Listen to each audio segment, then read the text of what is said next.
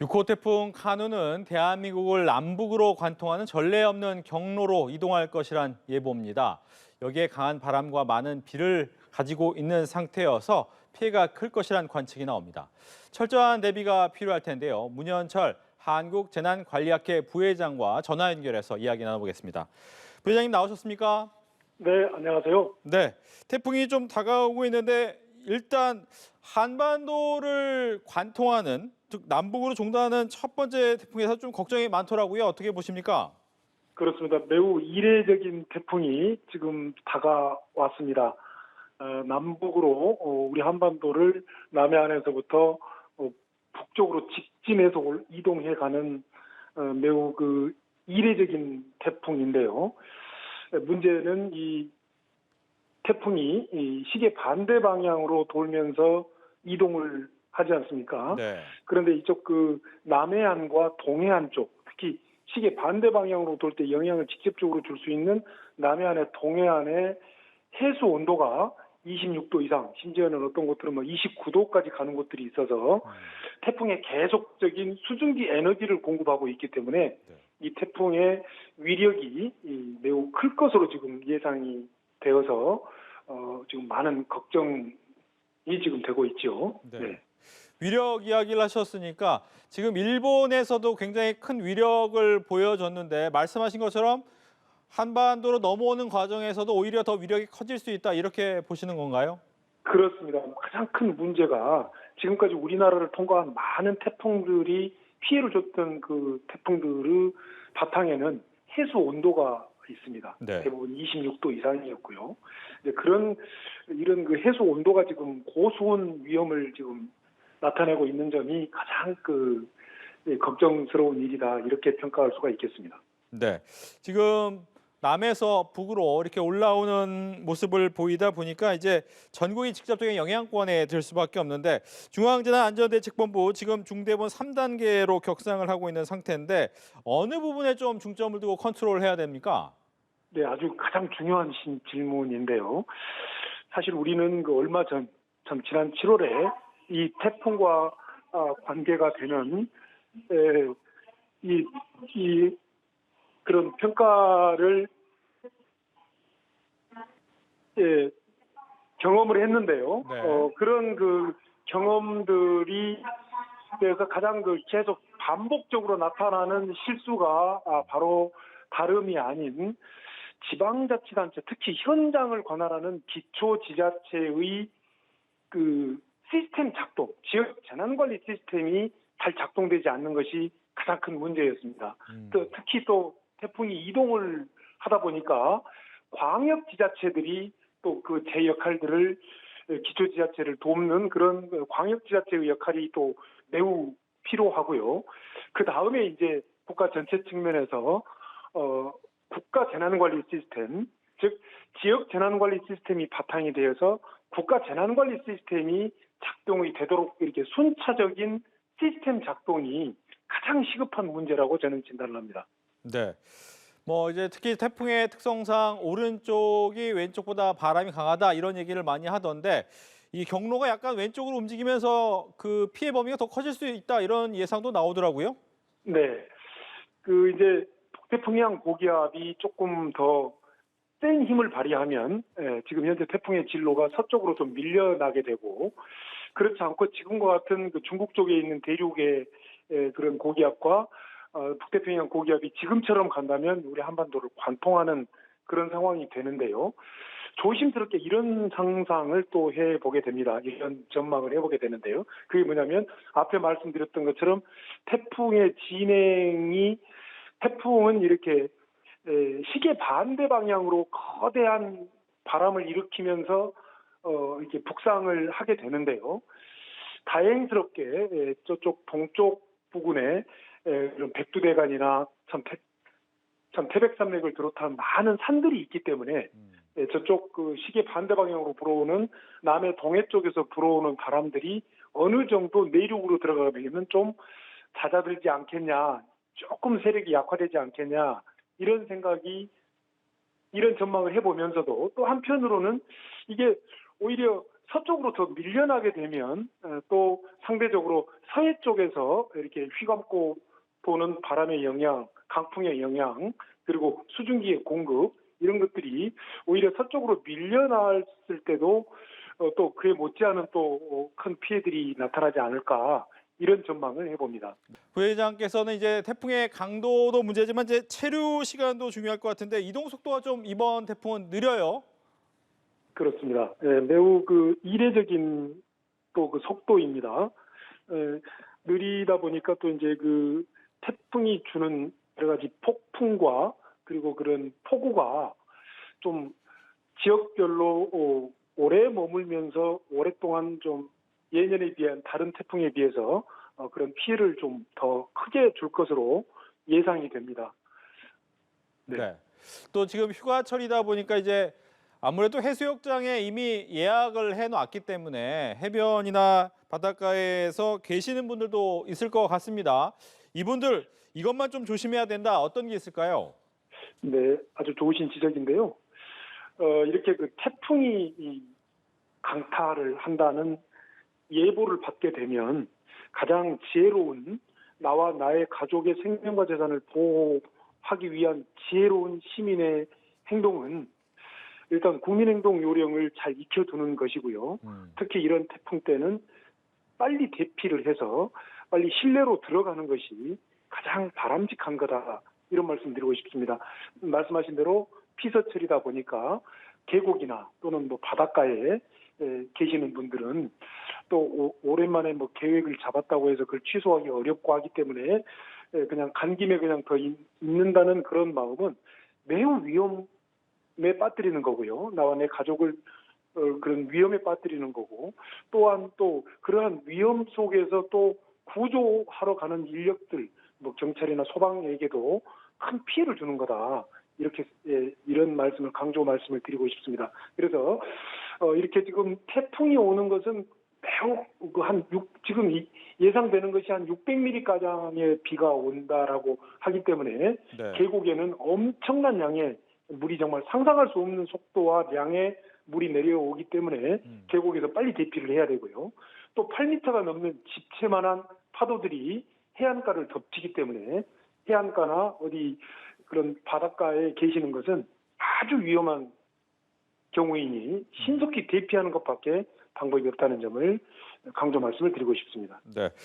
잠깐 이야기는 해주셨지만 계곡이나 하천에서 야영하시는 분들 같은 경우에 내가 있는 곳은 비가 많이 안 오는데 괜찮지 않을까 이런 생각하면 위험하다는 거죠. 그렇습니다. 2002년 8월 31일에 있었던 태풍 루사의 경우에는 실제로 있었던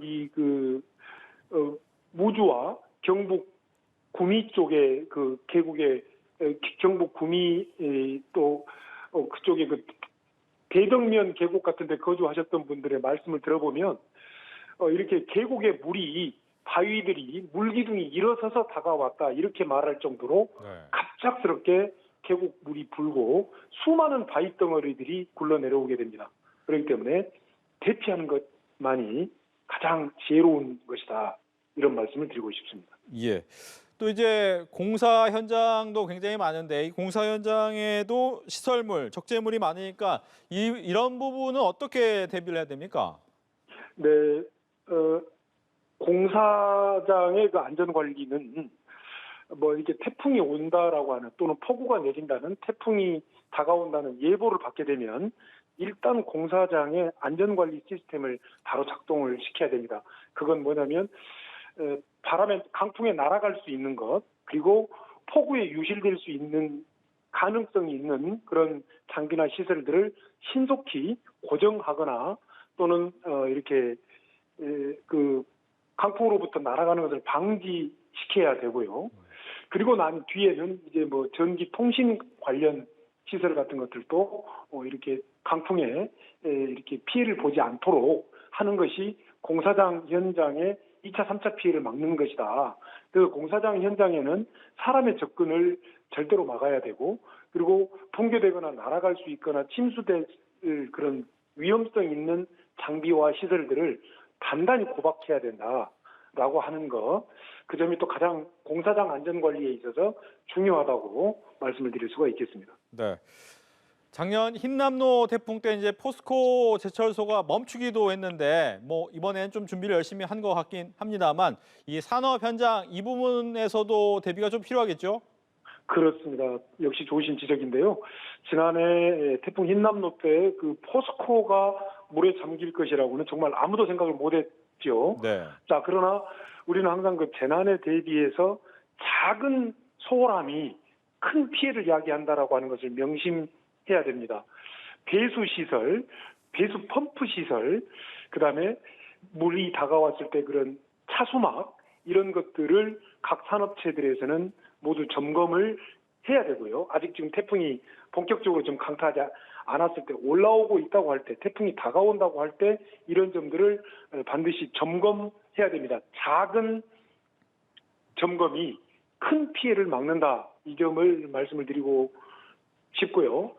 특히 그 전력 공급이라 통신 부분에 있어서 특히 또 원자재 공급에 있어서 또 해안가에 접하고 있는 또는 강이나 해안가에 접하고 있는 산업 시설들은 그 강풍과 그런 너울성 파도와 그다음에 이런 그 범람에 철저히 대비를 해야 된다. 이렇게 강조 말씀을 드리고 싶습니다. 네. 지난 폭우 때 이제 지반이 좀 약해진 곳이 많은데 이번 태풍으로 혹시나 더 지반이 약해지지 않을까? 뭐 산사태 우려 이런 얘기도 있습니다. 여기에 대한 대비책은 어떤 게 있을까요? 네. 폭우 때 산사태가 많이 발생한다는 것은 이미 우리가 지난 6월, 7월의 폭우를 통해서 경험을 했습니다. 자, 그런데요. 태풍은 폭우에 한 가지가 더 추가되죠. 강풍입니다. 네. 이 강풍이 수반되면 결과적으로 말씀을 드린다면 강풍이 수반되면 산사태가 훨씬 가중된다는 사실입니다. 자, 무슨 얘기냐면요. 우리가 바람이 셀 때, 폭풍이 엄청나게 불 때 우산을 쓰고 가기가 힘들죠. 그렇죠. 왜 힘듭니까? 우산이 그 바람을 엄청나게 바람으로부터 많은 힘을 받기 때문에 우산을 쓰고 지탱하기가 어렵지 않습니까? 자, 그런데 이 우산의 면적은 얼마 되지도 않아요. 지름 1m가 조금 넘습니다. 그런데 우리 산에는 경사면에는 어마어마한 면적인데 그곳에 시속 80km, 100km가 넘는 바람의 힘이 그 산 비탈진 면에 압력을 가하게 됩니다. 그러게 되면 훨씬 산사태 발생률을 높인다라는 말씀을 좀 드리면서 이 산사태로부터 인명피해를 방지하기 위해서는 딱 한 가지입니다. 산자락에 거주하시는 분들, 산자락에 영향을 받는 권에 거주하시는 분들은 무조건 대피를 해야 된다. 기초지자체는 그 지역에 산자락에 거주하시는 분들의 거주지의 그런 주민의 특성이나 지형 지리를 가장 잘 아는 곳이 기초지자체입니다. 네. 시군, 구에서는 산자락에 거주하시는 분들을 무조건 대피시키는 것이 가장 지혜로운 방법이다. 이렇게 강조하고 싶습니다. 예. 도심에서 또 이제 반지하 주택이나 지하 주차장이 또 침수 위험이 큰 곳이라 할 수 있는데 만약 물이 좀 차오르게 되면 어떻게 행동을 해야 됩니까? 네, 물이 차오르다라고 하는 순간 바로 대피를 해야 된다라고 하는 것입니다. 가장 이상적인 것은 폭풍이 올라온다거나 태풍이 앞으로 뭐 24시간 이내에 48시간 이내에 강타한다는 기상청의 예보가 있게 된다면 앞에서 말씀드렸던 것처럼 지역 재난관리 시스템이 지역 안전관리 시스템이 작동돼야 됩니다. 그 한 중심은 시, 군, 구, 시장, 군수, 구청장이 중심이 된 지역 시군구 재난안전대책본부가 가동이 되어서 저지대 침수 지역에 대한 그런 주차장이나 지하차도에 대한 통행 금지 조치 그리고 그 저지대에 거주하시는 분들에 대한 그런 대피에 대한 설득과 법이 정하고 있는 대피 명령, 즉 지방자치단체장이 내릴 수 있는 응급조치로서 긴급 대피 명령, 긴급 통행 금지, 긴급 사용 금지 조치 같은 것들을 적극적으로 내려서 빨리 대피를 시키는 것이 그리고 이재민 구호 시스템을 작동시키면서 대피소를 운영하는 것이 한 사람도 죽지 않게 할 수 있는 방법이다. 이 점을 강조하고 싶습니다. 예. 이 태풍 카눈이 이 일본에 영향을 굉장히 많이 미치면서 정전되는 곳도 굉장히 많았다고 하는데 우리나라 역시도 여기 정전 사태에 좀 준비를 해야 됩니까? 네. 전 세계적으로 봤을 때 이런 그 전력 공급망 그리고 전력 공급망에 대한 유지 관리 시스템이 세계 최고라고 할 수 있는 것이 우리나라입니다.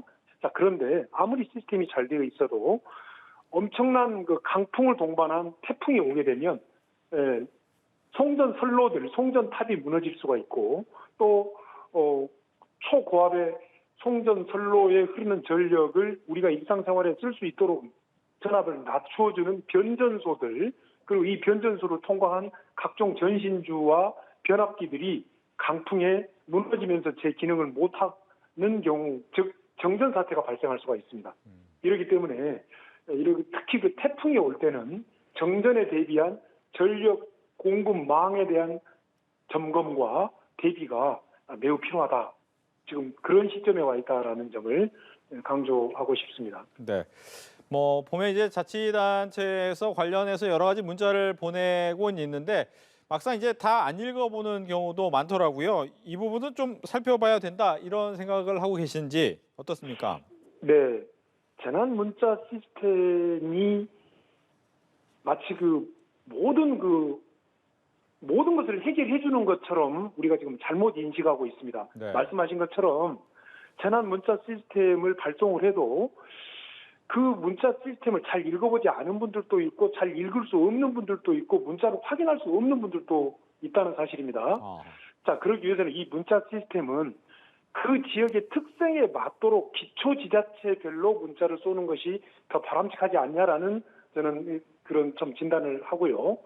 그 다음에 그 문자의 내용이 매우 간결하면서 육하오 원칙에 의해서 간결하면서도 결론은 어디로 대피할 것인가를 어떻게 할 것인가를 분명하게 이렇게 표시가 되는 그런 문자 시스템이 좀 필요합니다. 문자 시스템보다 더 중요한 것은 각각의 지역 주민들이 국민행동 요령을 잘 익히고 이것이 지역별로 재난대응 훈련 기간에 직접 훈련을 통해서 체득할 수 있도록 하는 것이 가장 중요하다라고 저는 평가를 하고 싶습니다. 네.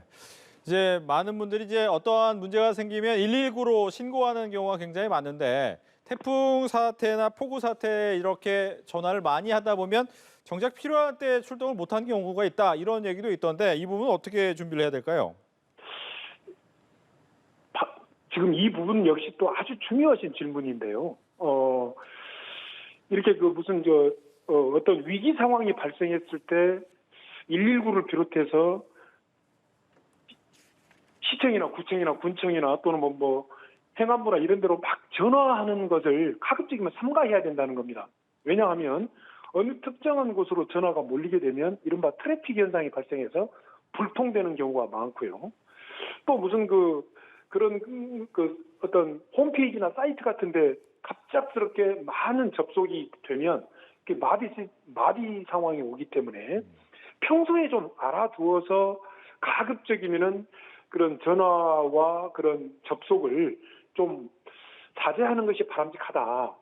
그리고 꼭 필요한 경우에 한해서 내가 정말 내 생명이 굉장히 위험한 상태에서 구조를 요청할 때는 당연히 전화 같은 것들을 통해서 어떤 그런 신고 구조 시스템을 활용을 해야 되지만 무언가를 확인하고 알아보려고 하는데 전화하는 것은 절대로 금해야 된다. 이것은 우리 사회 공동체를 그렇지 않아도 재난 위험 속에서 위험한 상황에서 더 위험하게 하고 이런 신고와 전파 시스템을 마비시켜버릴 수 있다라고 하는 점을 우리가 인지하면서 좀 그런 신고 전화 같은 것을 가급적이면은 자제하는 것, 그런 접속을 좀 자제하는 것이 좀 필요한 상황이다 이렇게 말씀드리고 싶고 특히 재난이 많은 일본인들이 이런 신고와 접속을 자제하는 문화가 아주 잘 발달되어 있다는 점도 우리가 배워야 할 점으로 평가됩니다. 네. 태풍 카눈이 이제 우리나라를 관통할 것이라는 예보가 나온 가운데 관련 대책 그리고 예비법, 대방법안에 대해서 문현철 한국재난관리학회 부회장과 이야기를 나눠봤습니다. 오늘 이야기 잘 들었습니다. 네, 감사합니다.